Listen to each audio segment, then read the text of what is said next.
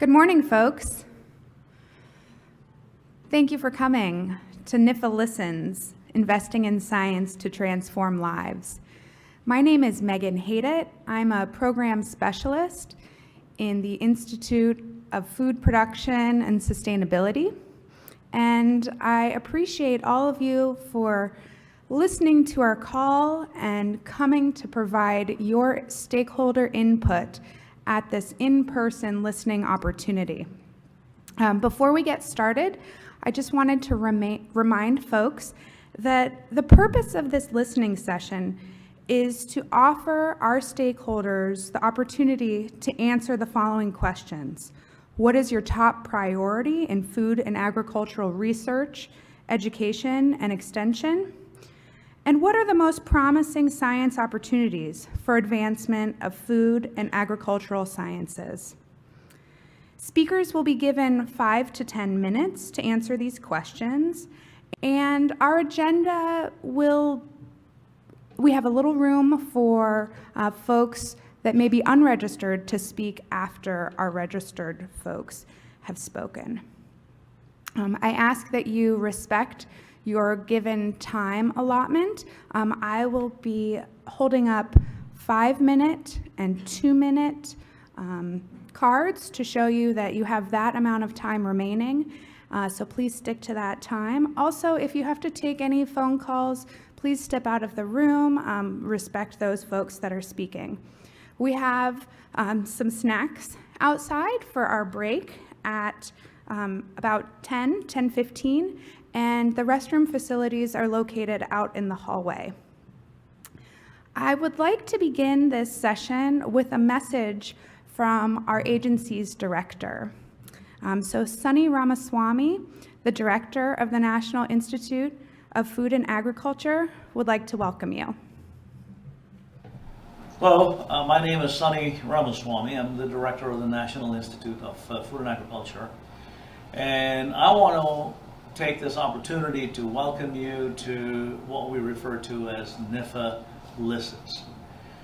This is an opportunity for you to be personally involved in telling us where we need to be investing our resources in regards to the research, extension, and teaching endeavors that NIFA supports and the work that you undertake at your institutions.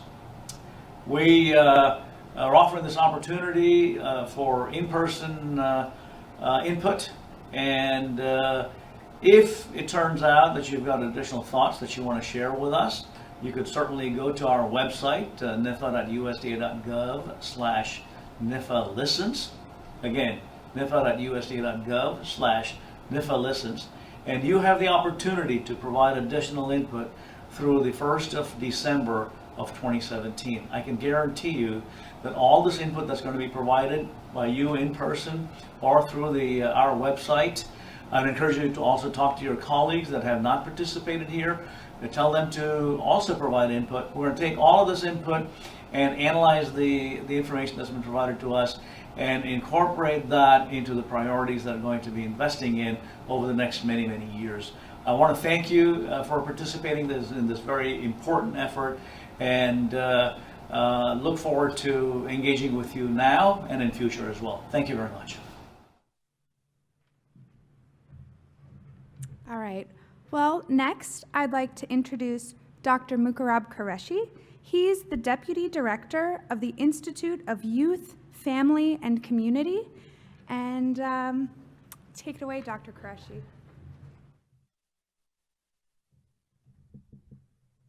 And good morning, everybody.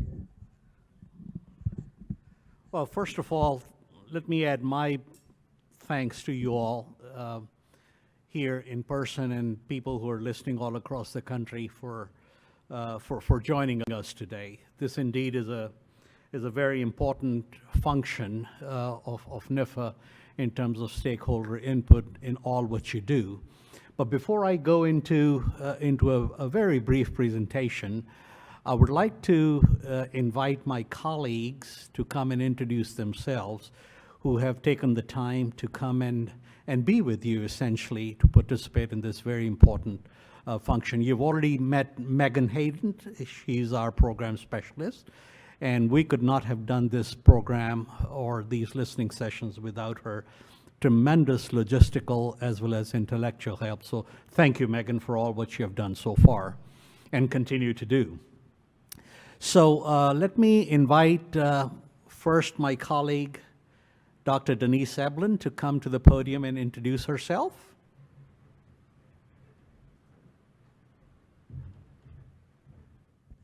Good morning, everybody. I'm Denise Eblen. I'm a Deputy Director at NIFA, where I have oversight of the Institute of Food Safety and Nutrition. I'm delighted to be here in Kansas City today to have our first session for NIFA Listens. So we're very excited to see how this goes. I myself am an 18-year veteran of USDA. This is my third agency, and I've been with NIFA about 2.5 years. And as everybody knows, we recently had an election. We have a whole new administration, and we have a new secretary, a pending new undersecretary. And with this comes the opportunity for us to educate folks and share with them how we make our science priorities. We have $1.5 billion of taxpayer money that we're giving away. How do we make sure that we're giving it away to the right people who are doing the work we really need to solve these agricultural challenges with these transformative ideas to really get the best value and out of all this taxpayer dollars that we're spending? So we're asked over and over, how are you setting your science priorities? And it's with sessions like this. We want to make sure that we are at the cutting edge of science and that we're really solving problems that will change people's lives and solve these great agricultural challenges. How are we going to feed 9.5 billion people by 2050? This is something that isn't something we're going to solve in a year or two, but we can set the foundation to do this. But again, we have great experts at NIFA. We have over 50 national program leaders who are at the top of their game, PhDs in their field, who have a great sense of what's going on in their respective communities. But we want to make sure that we aren't missing anything. So we're here with sessions like this to hear from you all. We really want to know what we should be focused on. And this will really help us as we're developing our priorities going forward. We can share with folks on the Hill and with our new secretary and others that, yeah, we've talked with folks. We have these people that we've talked to. Here's their input. Here's how we've incorporated it. So we're really excited to be here today. We've got 3 more sessions coming up over the coming weeks. And this is really going to help us as we set our priorities for coming years. So again, thank you for coming. We're here to listen, and it's going to be a great day. I'll hand it back. Thank you. Thank you, Dr. Eblen. And now I'll invite my colleague, Dr. Tim Connor, please, to come and introduce himself.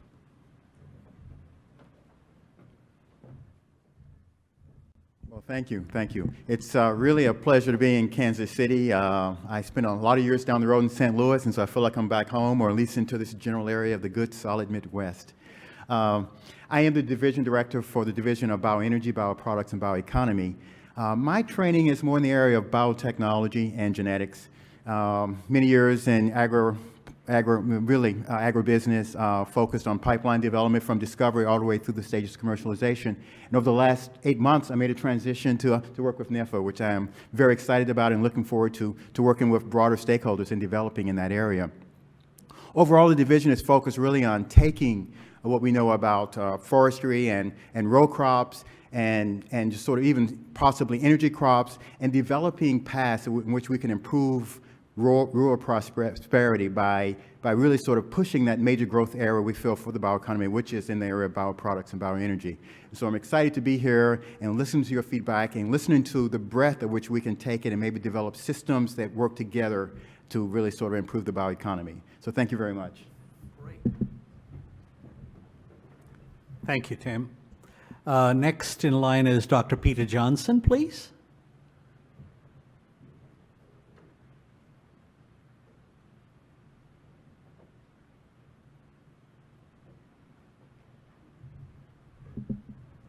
Thank you, Moog Rob, and good morning.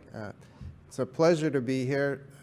My name is Peter Johnson. I am yet another discipline. I work on the animal side. I'm a national program leader in the area of animal health and also animal well-being. By training, I'm a veterinarian, but I also was not satisfied just being a veterinarian, so I went on and have a PhD in animal sciences. I've actually been at USDA for 26 years, and they have been incredible years. I'm grateful for the opportunity to work for stakeholders such as those in the audience, those listening. It's a great sense of gratitude I have to be able to work for problems of this country. So I'm looking forward to hearing what your priorities are, and thank you very much. Very good. Thank you, Dr. Johnson.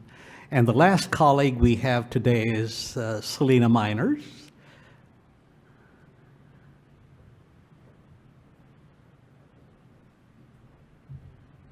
Good morning, everyone. I work on the communications staff, and so our job is really to tell your story. I actually spent 5 years down the road at Fort Riley, Kansas. I was in the Army for 11 years, and so I really love Kansas and being back here. It's really one of the greatest places in the United States. A couple of ways, if you don't already know, that you can help us tell your story is just by going on our website, nifa.usda.gov, and signing up for our updates. There are many topics that you can subscribe to include any announcements that we make. If you have any interest in telling your story through the media, you can always have your communication staffs reach out to us as well, and we can work together to facilitate media engagements. And also on Twitter. If you're on social media, even today, get on Twitter and mention us at USDA_NIFA and say, you're here at the listening session, for example, and then you'll see that I'll go in and I'll like it and comment as well. But if you want to share your science impacts, you can do that through Twitter as well by using our hashtag NIFA impacts. That's one way that you can flag your stories to us, and we can then retweet them and repurpose them. And they might end up in Fresh from the Field, one of our weekly impacts newsletters, or our NIFA update. And so that's our goal, to tell your story. So help us help you, and it's our pleasure to do so. Thank you, Selina, very much. And I also bring greetings to you from my boss, Dr. Murrow Broussard, who could not be here today with us, but he provides strategic programmatic leadership to all program areas of National Institute of Food and Agriculture. So as you can see, with the presence of these colleagues, that NIFA truly values what we are doing here today by the presence of these people who are not only in their own right administrators or program leaders, but also tremendous subject matter experts with tremendous academic and professional background in the area of production, agriculture, and allied disciplines. So, and I'll introduce myself as well. I'm managing Institute of Youth, Family, and Community. Like Peter Johnson, I'm also a veterinarian, and I also was not satisfied with DVM alone. I got my master's in microbiology and my PhD in immunogenetics and immunotoxicology from Cornell. And I served at a major land-grant university for about 20 years before I moved to NIFA. And I absolutely love every day, because I think we do make a difference in what we do in the lives of people through USDA. So to start with, I would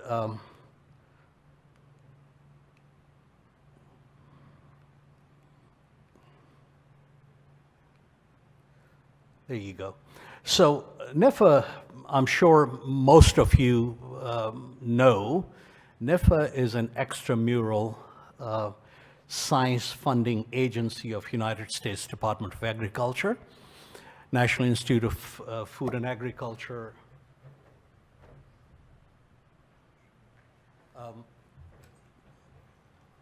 funds activities in areas of research, education, and economics, and that's the mission area we are in.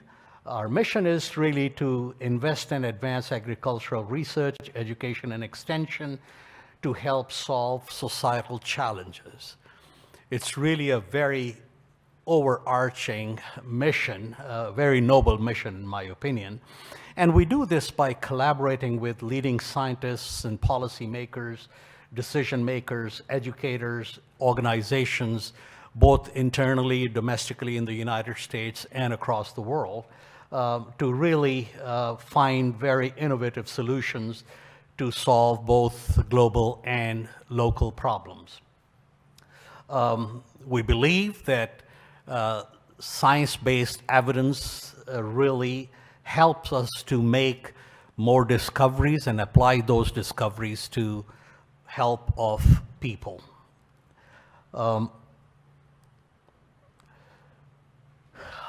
I think it would be important for us to know how NIFA sets its priorities.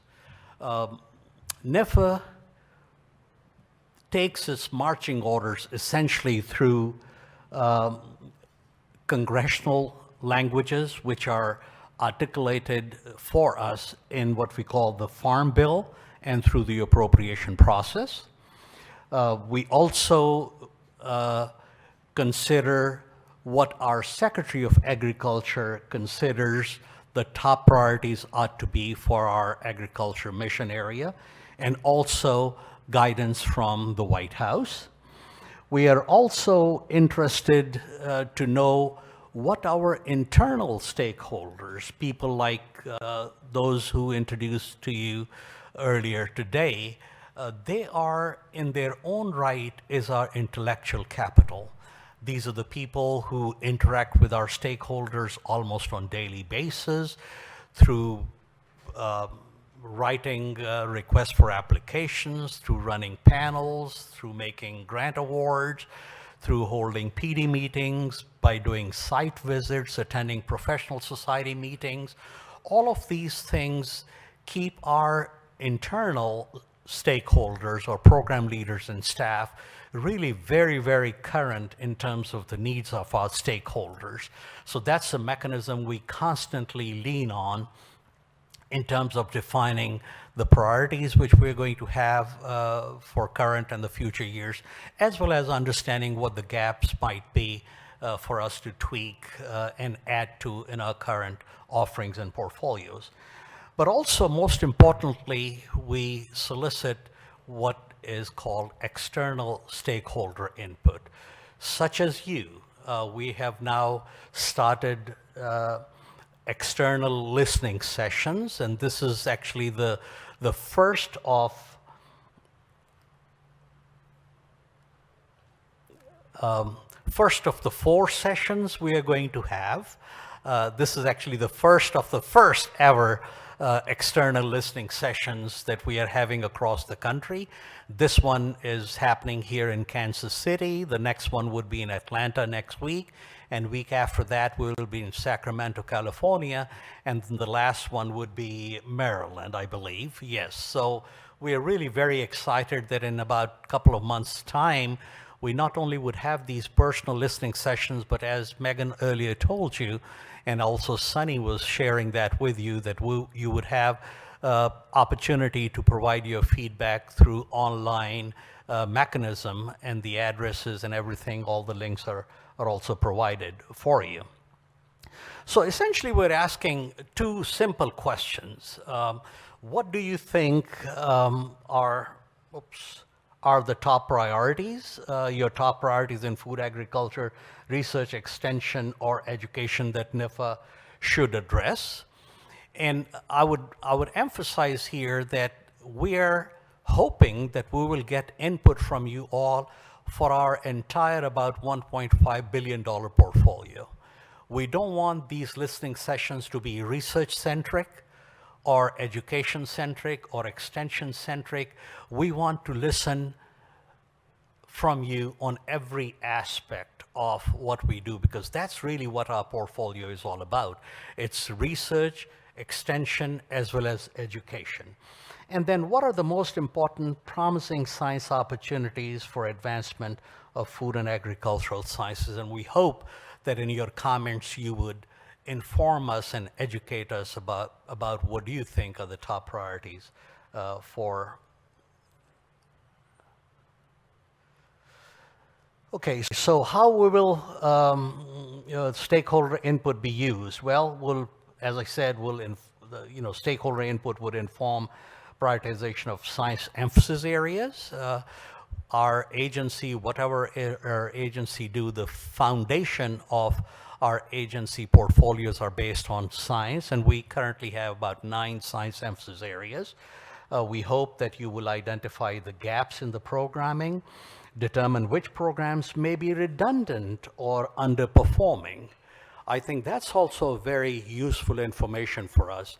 Have we really maxed out in funding certain areas, and we can bring some closure to those areas and move on. And also combined with input from NIFA employees, feedback gathered through initiatives, through the initiatives will be used in the context of NIFA's current science emphasis areas to identify gaps in current portfolio and potential investment opportunities. So these inputs truly would inform our budgeting process and our funding priority process. We've already shared with you the sites, the dates and the locations are given here, and also the electronic links are also provided. So with that, I think we'll move forward, and I will hand over meeting to Megan, and she's going to now take us through the rest of the day. Thank you.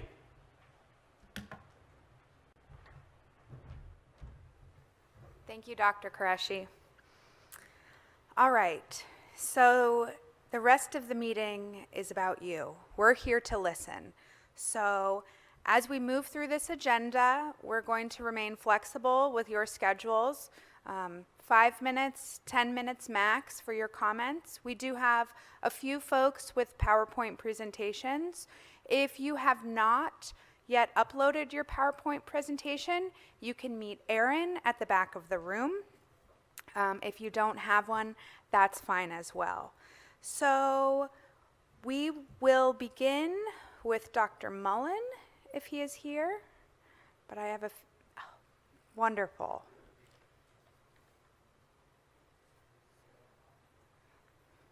So I'll just tell you a bit about me. I'm relatively new to NIFA.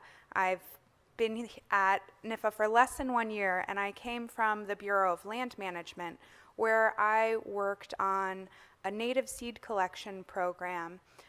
Our actions were to respond to wildfires, so we were putting native material back down after those fires.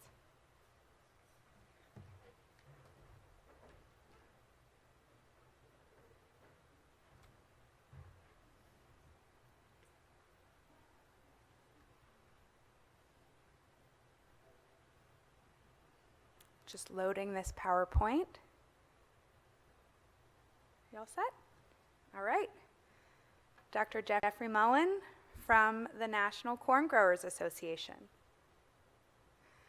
And I'll just ask that all speakers present from the podium, so the folks that may be viewing this presentation online can keep an eye on you and or your presentation when the video stream goes back and forth. Thank you. Good morning. My name is Jeff Mullen. I'm with the National Corn Growers Association, and want to talk to you today about some efforts that we're trying to build a multi-coalition, if you will, around phenotyping, a new initiative. And so I want to mention that Connor Hamburg is my counterpart out at the Washington, D.C. office. So he's basically a lobbyist. So want to quickly go through what we're talking about. So just first, National Corn Growers does support the continued support of several national programs, and they're listed there, so I won't go into it. So we're also seeking roughly $7 million for National Agriculture Genotyping Center in Fargo, North Dakota. But what I'm here today is talk about the National Phenotyping Initiative that we're basically trying to pull together support for. Obviously, this could go into the Farm Bill if possible, or it could be manipulated or incorporated into an existing national program. So just quickly here, in 1997, National Corn Growers drafted a proposal to sequence the corn genome. That basically was morphed into the National Plant Genome Initiative. And so we're coming up on 20-year anniversary here in 8 days. So as of today, basically, there's been about $1.5 billion of genomic research that has led, to my count, 75 plus plant genomes that have been sequenced. And I'll just quickly run through these, and these are sorted by year. Starts off obviously with Arabidopsis, but there's a laundry list of genomes. So you can see very, very progressive in 2010, 2011. If we move on to 2012 and 13, likewise, a lot of activity around sequencing plant genomes. Last slide here, covering 14, 15, and 16, and 17. Still quite a bit of activity, but not quite as much maybe as 2010 to 12. So in general, what I listed here is just the max number of genes and what the average is across all those genomes. And roughly around 35,000 genes. And you've probably seen this. Most breeding programs will say phenotype is an interaction of genotype and environment. And you could also throw in management as well. So what we're, I think, doing is moving very fast to being genome sequence rich.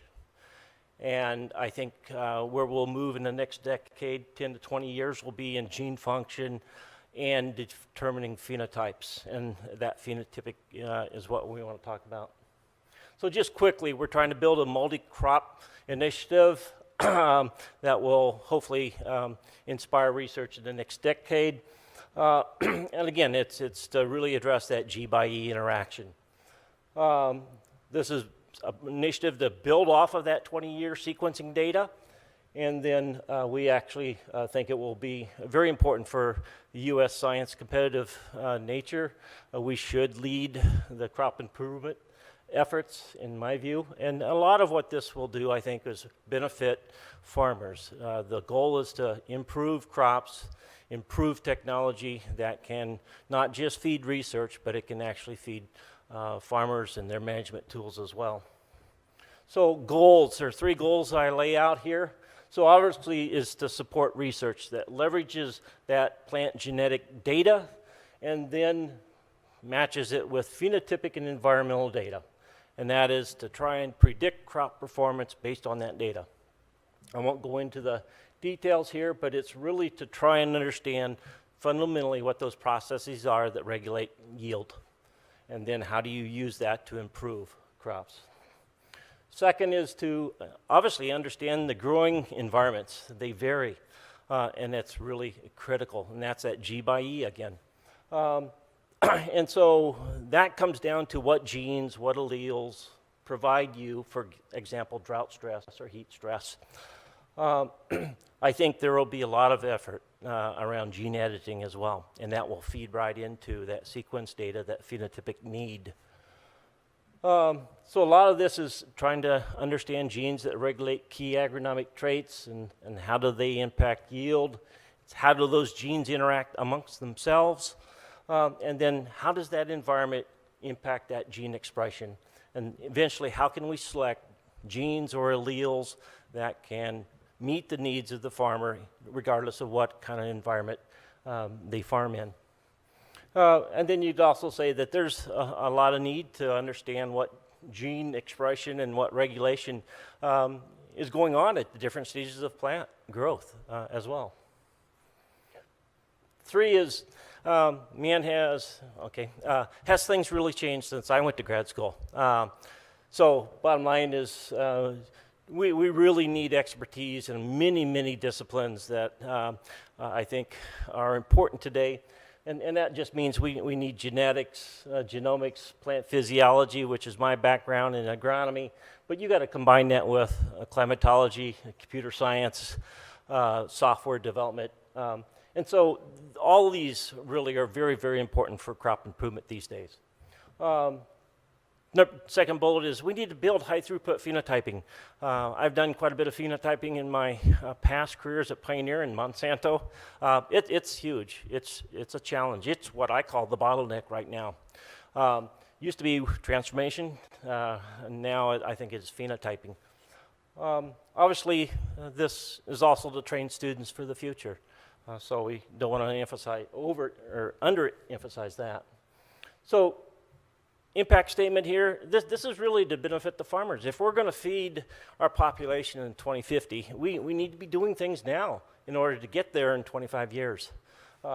And so we think, again, that what we're developing or proposing will be valuable, not just for U.S. farmers, but for feeding the world. Just a statement on inclusion of multiple crops. This is not a corn project. Even though I work for the Corn Growers Association, we realize that this needs to be a multi-crop supported initiative. And so we're right now talking to other commodity crops and getting their buy-in, their interest. And part of that is to go to the Hill with multiple crop lobbyists to convey this message. You're probably wondering what this is, and we're leaving it open, okay? And that's because this is a grassroots up. We have ideas, but bottom line is we want to hear what the other commodities are saying. But I just want to point out that obviously, if we're going to study G by E, we need to have different environments. And so we need field phenotyping capabilities at multiple locations within each crop's growing region. I would also say that I think we need to take a serious look at what our transformation and plant regeneration capabilities are at universities. Again, I've worked at Pioneer Monsanto. They're fabulous. But we need to have something that is comparable at the public universities, especially as I think gene editing will come on very, very strong. And lastly, we're talking about massive amounts of data. Let's plan now about how to manage that within a crop as well as across crops. And so with that, I think was my last slide, and wanted to say thank you. Are we taking questions later or one or two right now? I got 2 minutes. We're ticking here. 2 minutes for a question. Anybody? That's fine if you don't. Yes.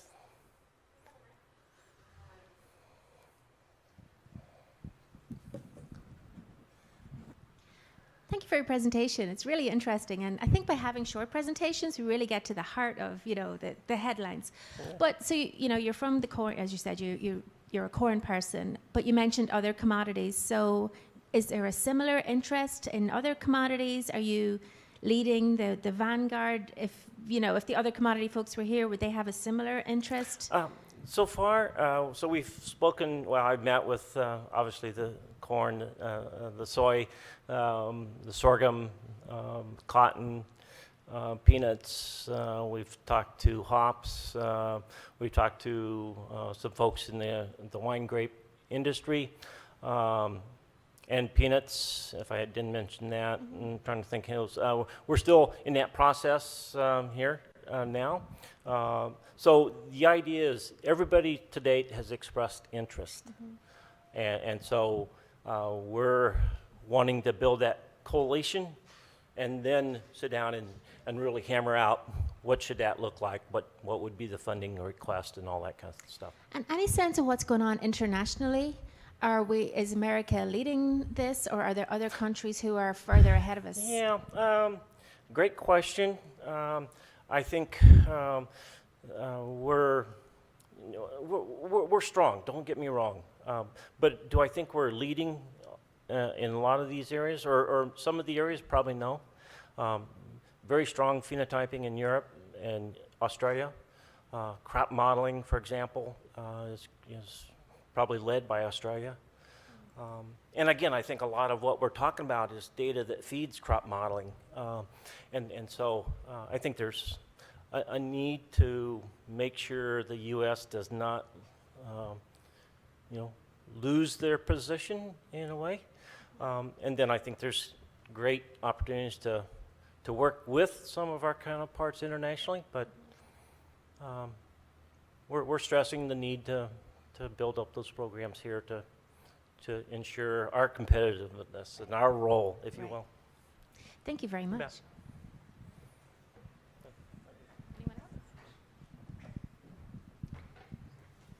Thank you so much, Dr. Mullen.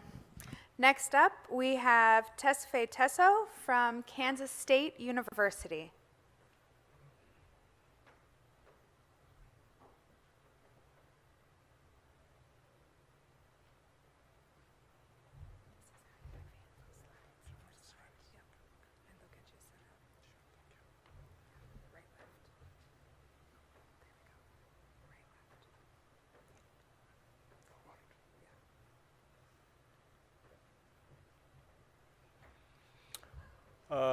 Good morning, everyone. Tesfaye Tesso from Kansas State University. But I'm sorghum breeder at K-State also. But I'm here not to speak for sorghum or for KSU, but I'm representing the National Plant Breeding Coordination Committee, who came together to respond to these two questions from NIFA. Well, maybe before I go into directly passing that message to you, it's good to go through this statements of Plant Breeding Coordination Committee that actually is a guiding principle for the responses we came up with. So the Plant Breeding Coordination Committee represents the interests of the plant breeding community working on various crops, basically, including forests. Plant Breeding Coordination Committee encourages collection, evaluation, and the utilization of diverse germplasm. The PBCC strives to maintain the genetic diversity of crops while continuing efforts to develop new and well-adapted cultivars. The PBCC provides forum for leadership regarding issues, challenges, and opportunities of long-term strategic importance. But the PBCC is also concerned about the significant reduction in public sector commitment to plant breeding infrastructure and training, basically. And these concerns arise from a reduction in both scientists committed to plant breeding in state agricultural experiment stations, and also a reduction in the national public sector investment for plant breeding. So the committee looked into these principles and then crafted their response that every member of the committee had opportunity to contribute to and agreed on.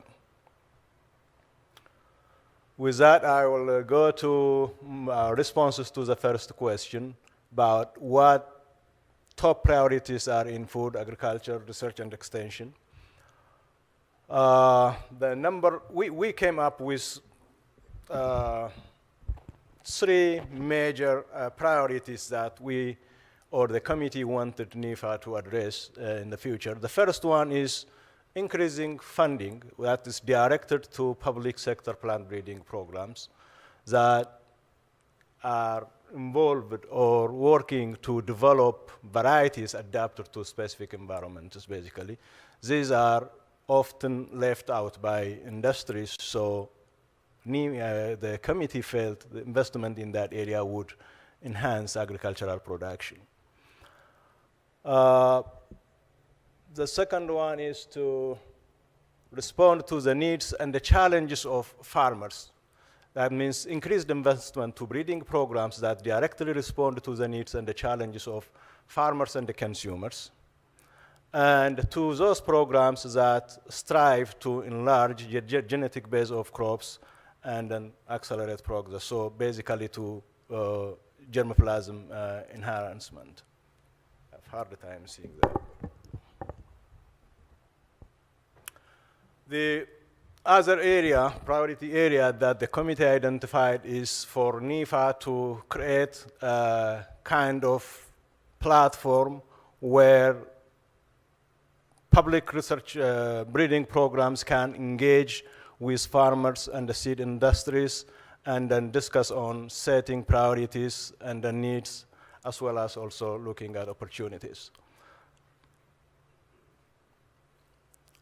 The last priority was about the long-term granting cycle spanning more than 5 years. Most of the grants that are available today are within a 5-year period limitation, but plant breeding programs normally take longer than that. So, you know, it eventually led to programs becoming projects. So the committee is not asking for long-term investment without accountability, but that has to come with increased scrutiny and accountability. And also, that investment has to be need to be outcome-driven. That means it has to demonstrate clear pathway to impact. Such projects also need to be focused on priority needs of growers. There are probably research investments that are often made with little or no regard to the needs of the growers and then other users. So the committee kind of highlighted on that for NIFA to consider in this investment. The response to the second question as to most promising science opportunities for advancing food and agriculture. Our committee looked at plant breeding as one possible opportunity that can enhance agricultural productivity. Plant breeding is not a new science. Obviously, it is an old one, but it is not an extinct one. So it has played a significant role in the 20th century in turning agricultural productivity into what we see today. And it holds also enormous promise to achieving food security and food self-sufficiency in the future as well. Would you like, so you don't have to. Oh, that would be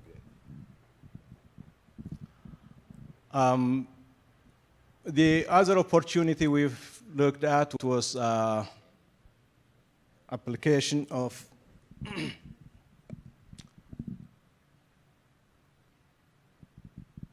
on the need in the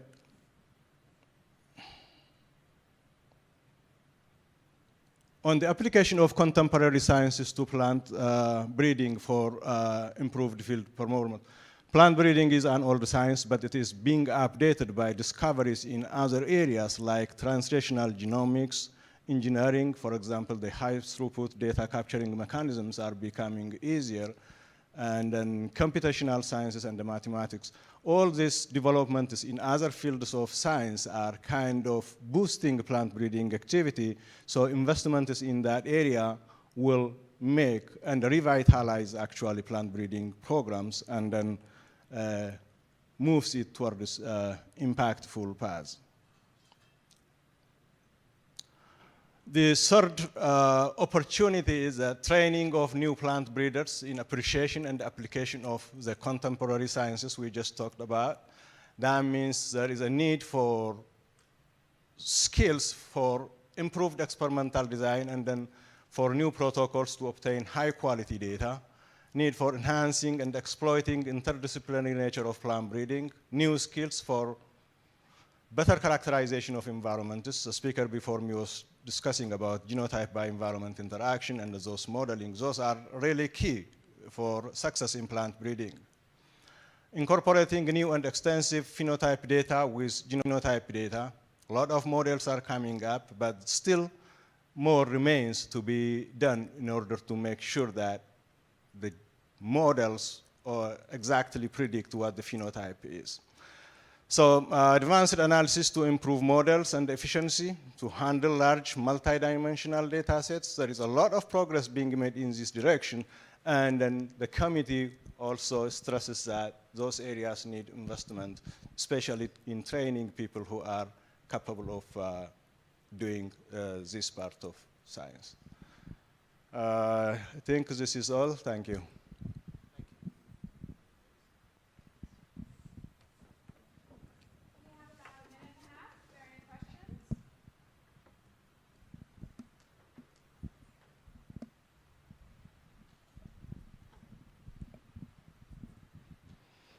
Thank you, Dr. Tesso.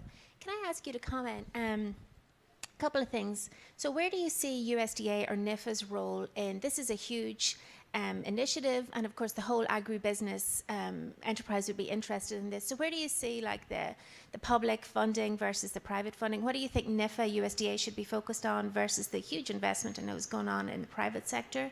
And then also any comment, like my previous question for the previous speaker, about international investment, international focus on this, and is this an area where USDA, or excuse me, where the US is very competitive or falling behind? So just your comment on those couple of things.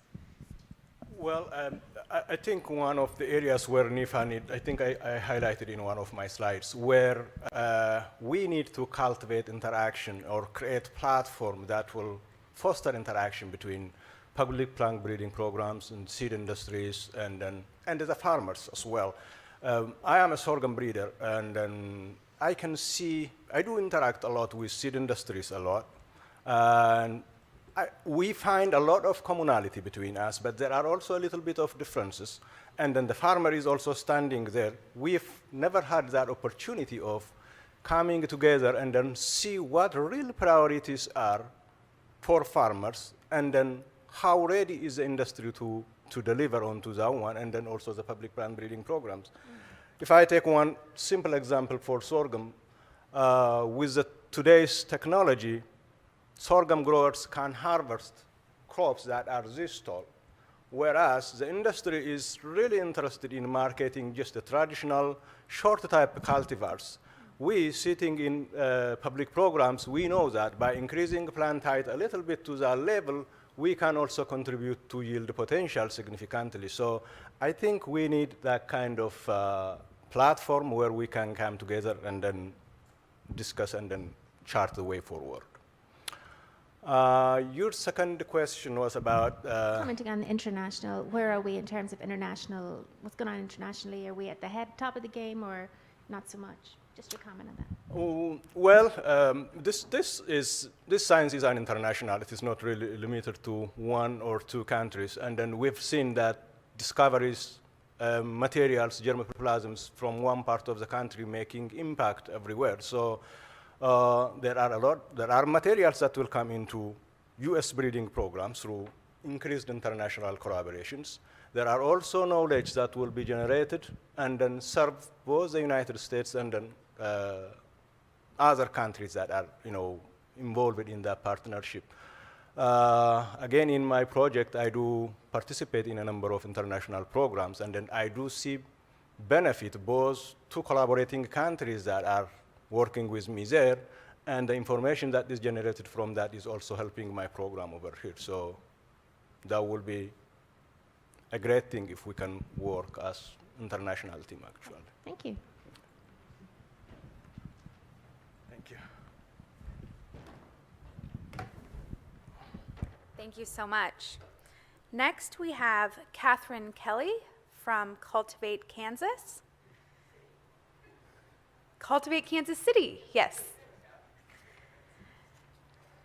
And a reminder, if anyone has a flash drive you'd like to upload a presentation for later on today, please contact Erin in the back of the room.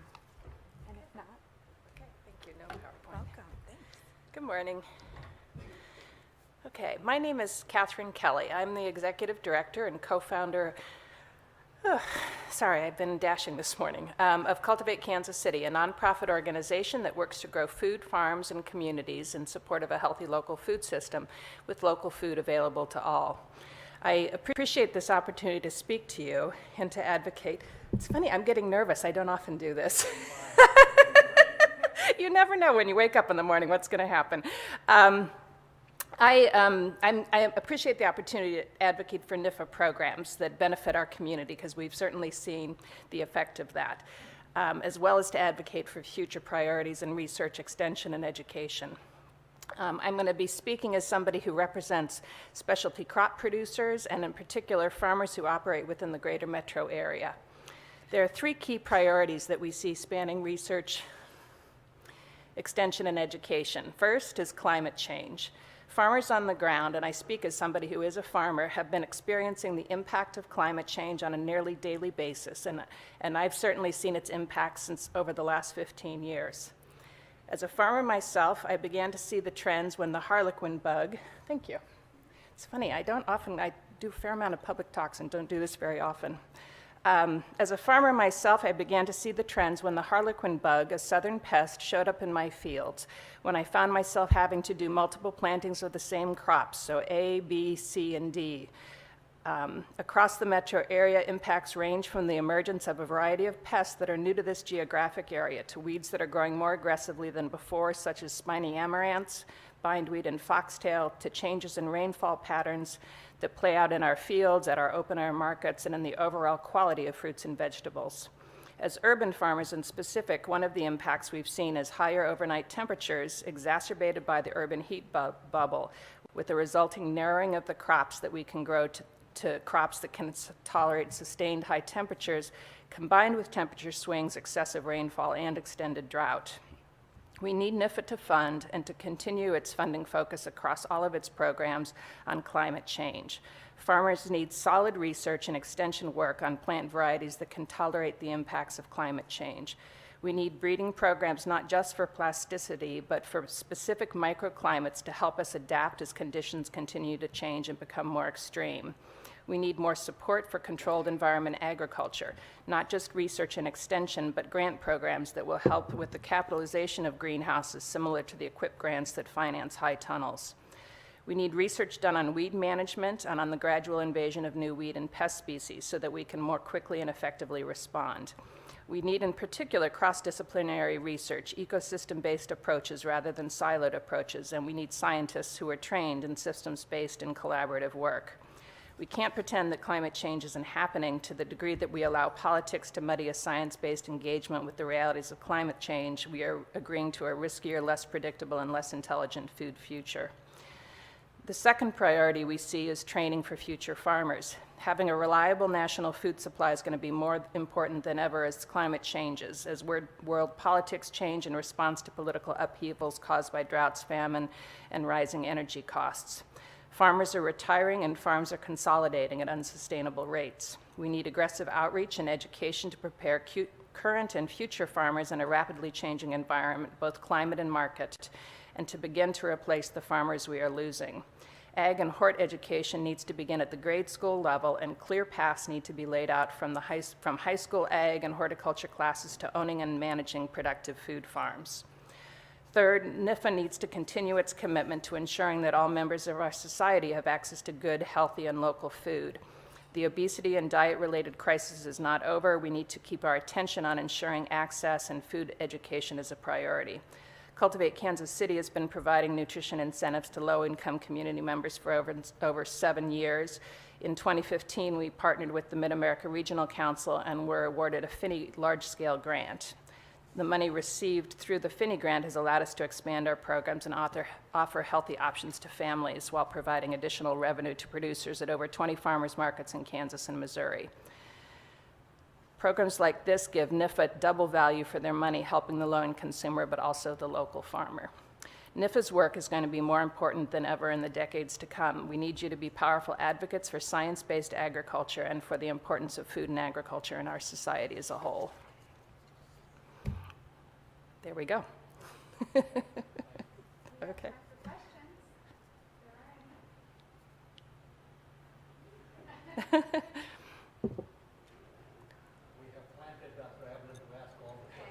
That's good. Hear me now? Okay.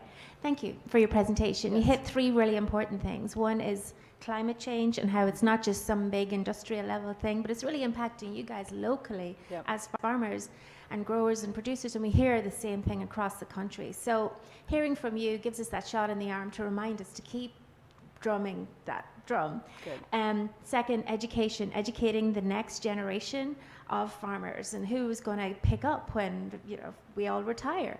And then third is about the consumers. It's not just enough to keep producing more products, but who's going to eat these? Who's going to wear the clothes that we're the food, fuel, fiber? We need to make sure that we're thinking of those folks as we do these transformational science things that we're funding. Are we thinking about the consumers at the end? And what do they need? What kind of food do they need to have so that the healthy choice is the default choice and it's available to them? You spoke about obesity. The CDC just released some new numbers, and 39% of Americans are obese. that can't continue. That's not a good trend. And so you hit on 3 really important things there in just your 5 minutes. So thank you for that. I really enjoyed your presentation. Thank you. And I really can't emphasize enough the training of future farmers. We work with refugee farmers who come here who really want to farm, know how to farm, are good farmers, and we are helping them start to address that need, but that's a drop in the bucket. And we need more fruit and vegetable farmers across the region, across the country, and we also need, obviously, larger scale row crop producers and livestock producers. And I should mention, Finney is one of the programs administered in my particular institute, so I'm delighted to meet a Finney recipient. Oh, good. And hear that you're doing great things. Good, thank you. Anyone else? Hi, thank you very much for sharing with us as well. Just had one question. You represent a lot of specialty crop interest, and I'm curious if you can share a vision for how these different entities come together to think about the vision of urban agriculture, urban production, that might help us sort of understand a little bit more about, the perspectives and the risks. We know what the challenges are, but the vision of how it looks. So what I see going, over the last, couple decades now, we've been working on urban agriculture, and it's primarily been focused on, on community gardens, on home gardening, on small-scale farms. And what we're seeing now is an increase in farmers who want to make a living, who want to create jobs, who want to invest capital in greenhouses and in high tunnels.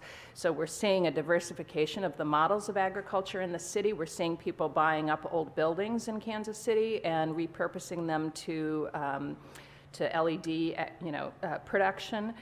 I think that kind of activity, that scaling up, that use of higher technologies needs to continue. As the climate continues to change, people are going to keep crowding into the cities, and we need agriculture in the cities. We need people in the cities understanding and exposed to agriculture on a daily basis. So I'm very much envisioning cities that look different, where you can't get in your car and drive to work without seeing some form of agriculture or an open air market or some place that's known for carrying local food. So I see it as being much more embedded just in our daily lives, the same way we expect to see parks on the way to our workplace. Okay.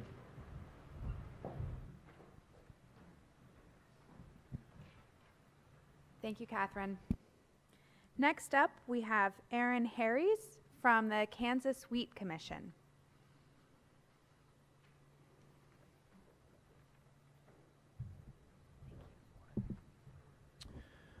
Morning, everyone. My name is Aaron Harries. I am the Vice President of Research and Operations for the Kansas Wheat Commission based in Manhattan, Kansas. Going to be very brief this morning. I'm going to talk 1 minute for every dollar in the current price of wheat. So that's about 3 minutes for those of you keeping track. First, on behalf of the over 30,000 Kansas wheat farmers from the wheat state, we would like to thank NIFA for hosting these sessions, and thank you for your continuing support of the best research and interests of U.S. farmers. We support agriculture research that improves disease resistance, yield, and quality of wheat. In particular interest to Kansas wheat farmers is research that addresses current and future viral threats, which can have a large negative economic impact, as well as other disease threats such as scab, fusarium head blight, and things that are on the radar, including wheat blast. We recently cooperated with Kansas State University and received a ROAR grant from the Foundation for Food and Agriculture Research for wheat streak mosaic virus research. We've had an outbreak of wheat streak mosaic virus pretty severe in Kansas the past 2 years, as well as the entire central high plains of the United States. So we appreciate that program where we can have a quick response and do some work on the ground to mitigate that problem. We are also big proponents of public-private collaborations. We support the new NIFA Commodity Board Matching Grant Program, of which we are a participant. This novel effort to match producer dollars with USDA funds will maximize and accelerate returns on vital wheat research. The farmers we represent and our organization leaders are very pleased by the opportunity this program presents. We are current partners with Kansas State University. Our farmer producers put up $500,000, which is being matched by that Commodity Board Matching Grant Program to do a quality research project at Kansas State University, and we look forward to other collaborations underneath that program. It is very much appreciated. Kansas wheat farmers spend roughly $1.5 million each year on wheat research. We appreciate any ability to leverage these funds. In 2017, the world wheat community will finally have access to a complete map of the wheat bread genome. The International Consortium for Sequencing that genome actually started in Kansas in 2005, so this is a breakthrough year for wheat in the world. The wheat genome is 5 times larger than the human genome. That's an incomprehensible amount of data that we have to deal with. So we support research into bioinformatics and the ability to handle that data. This wheat genome map of bread wheat will provide breakthroughs in genetic research in the next 5 to 10 years. Kansas wheat farmers have also invested $11 million of their own funds to build the Kansas Wheat Innovation Center in Manhattan. Also a venue for public-private collaboration, the Wheat Genetics Resource Center, a library collection of ancient wheat relatives. Part of Kansas State University is currently housed in our Wheat Innovation Center and is leveraging, again, private dollars to help research there. The center also provides facilities for scientists to accelerate research through modern technologies, such as double haploids and genotyping by sequencing. We believe the future holds much promise for gene editing technologies, which is going to be a big part in the future of wheat research. We support the establishment of infrastructure to conduct that type of research, and we know that our partners at Kansas State University have the expertise and are working on developing that infrastructure. That is all the comments I have. Thank you for your time. Are there any questions?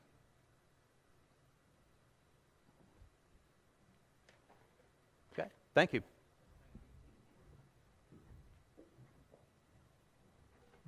Thank you, Aaron. Next up, we have Jim Anderson from the Missouri Wine and Grape Board.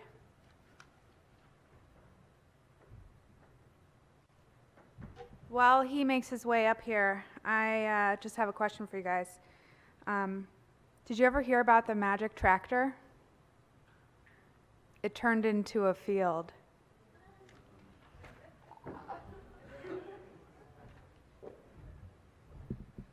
Wow, that's a tough one to follow up on there.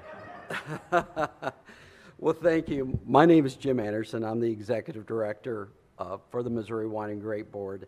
In behalf of the Missouri Wine and Grape Board and National Grape and Wine Initiative that I'm representing also today, that I'm a board member, I'm providing these comments regarding my experience of the U.S. grape and grape product community. National Grape and Wine Initiative is made up of researchers, private winery operators throughout the United States that serve on that. So it's very much a team approach for research, extension, and the private industry working together on the grape and grape products needs in the United States. The grape industry is the fastest growing specialty crop in the United States. From wine grapes to table grapes to juice grapes and raisins. Grapes have the largest value of specialty crops, especially when you combine the economic impact of wine. Just announced roughly, we just did this through our Wine America board out of DC, but just announced that roughly a $220 billion industry, the wine industry is in the United States, and when we talk about grapes and grape products along with that. In Missouri alone, we're a $3.2 billion industry with 135 wineries in the state of Missouri, 1,700 acres of grapes, and about 400 grape growers scattered across the state of Missouri.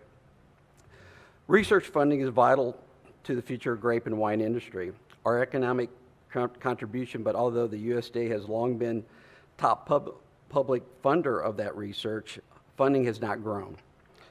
Which to say that real numbers, our nation's investment in farms and food is shrinking. Specialty crops like grapes have been historically undisturbed by general research funding. Vital funding such as NIFA's Specialty Crop Research Initiative, SCRI, and specialty block grants, the competition is very fierce for that, for us and for the wine industry. But the need and urgency will only accelerate as we seek much needed strides in plant breeding, genetics, genomics, improved plant characteristics, as we heard from our folks a little bit today, and adapt to changing climate and race to address threats from pests and diseases. And we'll see that throughout the United States. I'm not just talking on vinifera grapes, but also our French American hybrids that we grow here in the Midwest. Some of our northern varietals too that we see that are grown in Minnesota, Wisconsin, Iowa, and the Dakotas are having some of these pest and disease issues, and definitely in the East Coast too. A lack of labor is also a critical threat to a long-term viability of American crop production. With the farm labor supply reaching crisis levels across the vineyards and farms, research is desperately needed in automation, mechanization, and efficient technologies, not only to address decreases in labor, but to enhance our productivity and skills to our existing labor force. And when I'm talking about that, we've seen it more on the harvesting side. We've seemed to get a handle on that, but definitely in the vineyards, on the pruning side of things, especially for us from December through early spring, having that mechanization out there to go ahead and do the mechanical pruning and sensors out there to identify on these different grape varieties and trellising systems that we have across the United States. Also, extension is vital to delivering scientific outcomes to industry, but it's suffered greatly from a lack of funding. Extension appointments are being eliminated across crops such as growers needs greatly outweigh the agents out there. Though agriculture and food research initiatives, AFRI and SCRI programs, NIFA has helped sustain this work. More must be done, less as function disappear. NGWI is in step with NIFA. We feel that we know that funding research to respond to these challenges and be considered as an investment of our nation's future and investment that will pay big dividends in years to come. Federal funding has certainly helped to improve the competitiveness of the U.S. grape products. We hope to maintain a strong, vibrant connection with NIFA and the USDA in the upcoming years.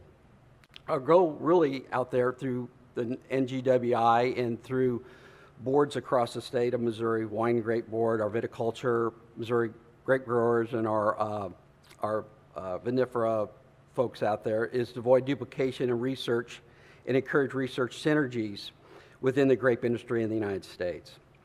Thank you for allowing me to speak today, and be glad to take a few questions.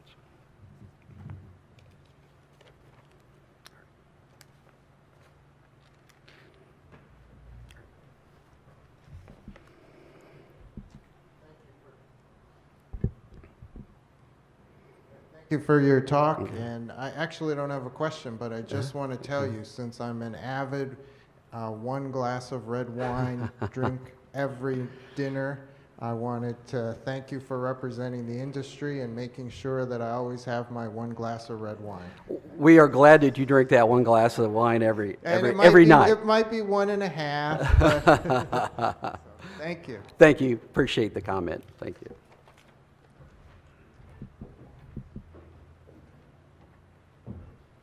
Thanks, Jim. Up next, we have Dr. Darrell Buchholz from Kansas State University Cooperative Extension. And we're doing great with our schedule. We're running a little bit ahead. So after this presentation, I'll give you an update about what we'll do with our break. Thank you. Well, thank you, and good morning. I first want to take a moment just to thank you for the opportunity that NIFA provides with this kind of a listening session. My name is Darrell Buchholz. I'm an Associate Director Emeritus, retired on the 1st of June, for Cooperative Extension at Kansas State University. I'm a product of the land-grant university system, degrees from South Dakota State, Oklahoma State, and Kansas State University. and then went on faculty as an extension specialist at the University of Missouri for about 13 years in the area of soil fertility and plant nutrition before I came back to Kansas State University in extension administration. My most recent position was that of providing overall leadership to cooperative extension programs, faculty, and staff within Kansas State University and with extension agents in every Kansas county. I've also served in some leadership roles regionally and nationally, and that's really the reason that I'm in front of you today. As a member and a past chair of the Cooperative Extension Section and its Committee on Organization and Policy within the Association of Public and Land-Grant Universities. And most recently, I was elected as a Cooperative Extension Section representative to the APLU Board on Ag Assemblies Policy Board of Directors. So you get all of that terminology, but if you understand the structure of APLU, you can kind of see where that all fits. During my service on these national boards, I set forth a goal of increased collaboration and partnering with the Experiment Station section, bringing extension and research closer together. I was fortunate while I was chair that I shared that chair of ECOP with Dr. Mike Hoffman, who was chair of the Experiment Station Committee on Organization and Policy, and together we were successful in bringing research and extension toward a more common agenda, goals, and collaborations with the various initiatives.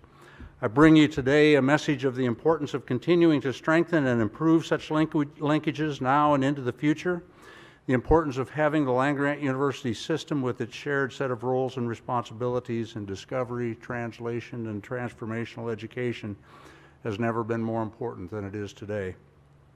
And with that background, now I'll respond to the two questions that you have posed before us.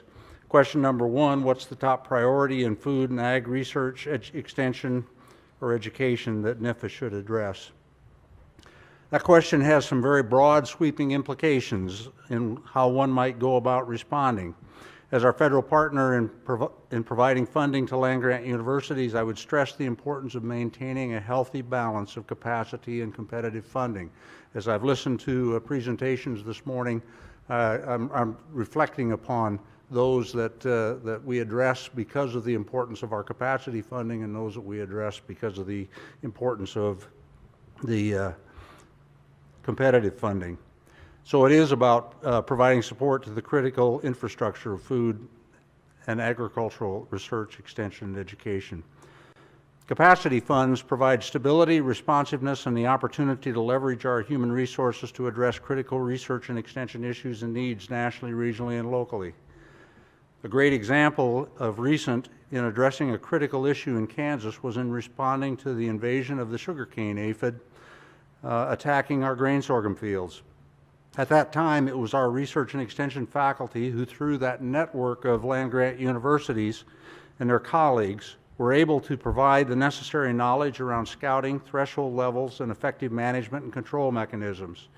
In just that first year when the pest was identified in high populations in south central Kansas, our innovative educational programs resulted in a conservative estimate of cost savings and increased production of over $38 million in that crop season alone. Capacity funding was a vital source to assist in having the expertise and research knowledge to deliver through innovative extension programming to the farmers, crop consultants, dealers, and agri-industry representatives. Capacity funding is also vital to many of our ongoing research and extension priorities at all levels within the system and network.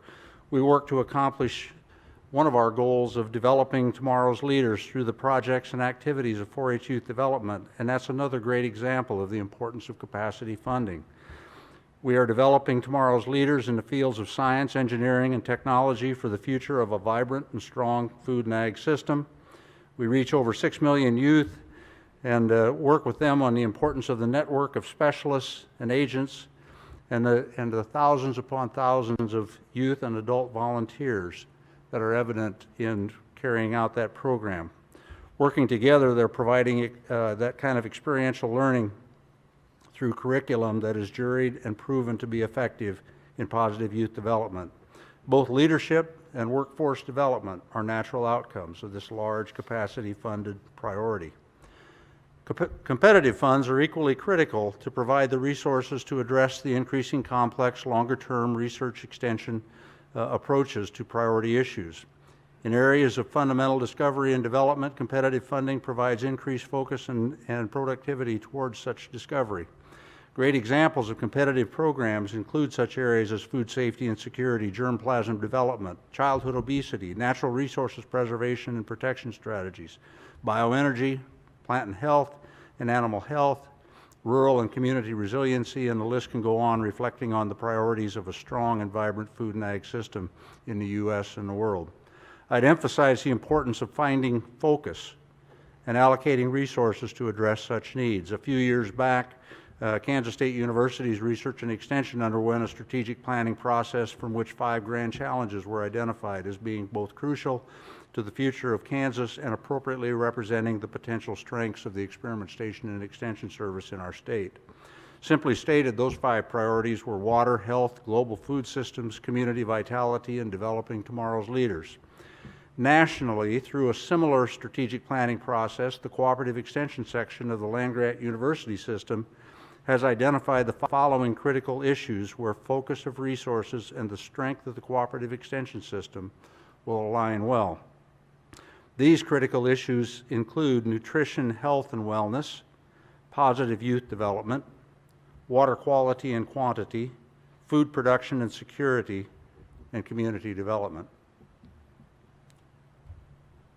So question number 2, what are those most promising science opportunities for advancement of food and ag sciences? Most promising science opportunities may well be defined in the future of areas of development that are largely unknown at the moment.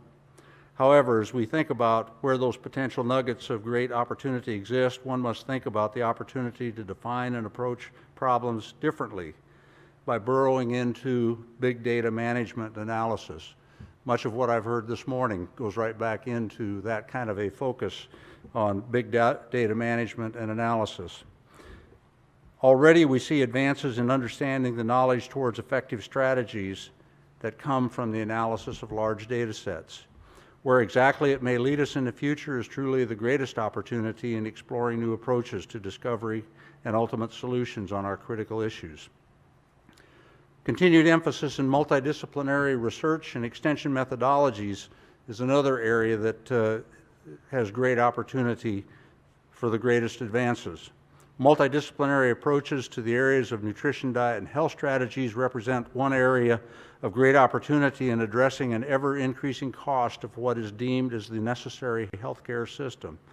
Finding new and innovative ways towards long-term improvements in the health and well-being of society will only happen through multidisciplinary approaches. Finding strategies for sustainable intensification of food production in developing countries is a promising area for research and extension to provide for ever-increasing need of food security across the globe. At the same time, the opportunity to create more resilient agricultural production systems to meet the increasing variable and extreme weather patterns is sorely needed. Changing weather patterns result in a need for new and different approaches to food and ag production that will withstand such stresses and provide for the ever-increasing demands in food and agriculture production and technology. Tied to that thought, strategies must be explored to provide for long-term solutions to such problems as antimicrobial resistance. Antimicrobial resistance represents an area of opportunity whose greatest outcome may be a healthier food and ag system and society as a whole. I appreciate the opportunity to provide this input on behalf of the Extension Committee on Organization and Policy within APLU and overall Cooperative Extension section.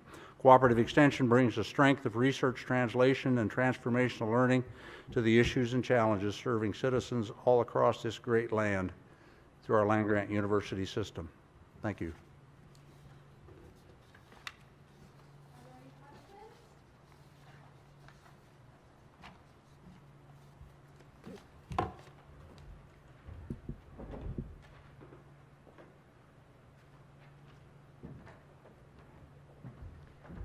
All right, thank you.